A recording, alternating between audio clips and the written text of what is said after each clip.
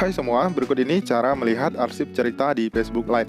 Nah, seperti yang kita ketahui bahwa cerita yang kita posting di Facebook itu akan hilang setelah 24 jam. Nah, bagi teman-teman yang sudah mengaktifkan fitur arsip cerita, maka akan tetap tersimpan di Facebook walaupun waktunya sudah lama sekali ya teman-teman ya. Misalnya setahun, 2 tahun, 3 tahun, atau berapa lama pun itu akan tetap tersimpan di Facebook kita.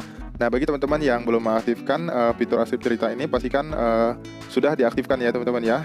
Karena apabila kita belum mengaktifkannya, kita tidak akan bisa melihat arsip cerita yang pernah kita posting karena tidak tersimpan ya. Nah, untuk memastikannya, teman-teman silahkan masuk terlebih dahulu ke bagian pengaturan arsip cerita ya.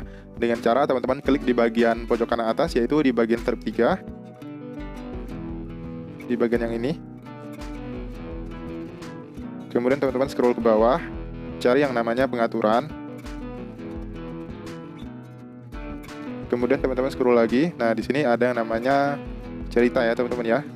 Nah, teman-teman klik saja di bagian cerita. Lalu di sini ada yang namanya arsip cerita.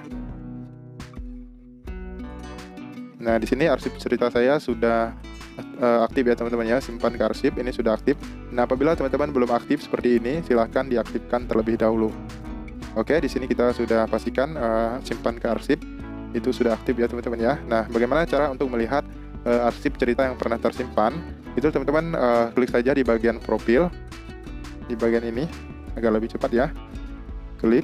Kemudian teman-teman silahkan klik di bagian titik 3 di sini ya, teman-teman sesuaikan saja. Terkadang bagian titik 3 ini bisa berubah-ubah, biasanya bisa di sini ataupun di sini ya. Nah, intinya teman-teman klik saja di bagian titik 3, kemudian di sini ada yang namanya arsip. Nah, teman-teman klik saja, lalu teman-teman klik di bagian ini, arsip cerita. Nah, di sini ada cerita yang pernah saya posting sebelumnya ya teman-teman ya, sudah lama sekali dan tetap tersimpan di sini. Oke teman-teman, sekian saja informasi cara melihat arsip cerita di Facebook Lite. Semoga informasi ini bermanfaat dan sampai jumpa di video berikutnya.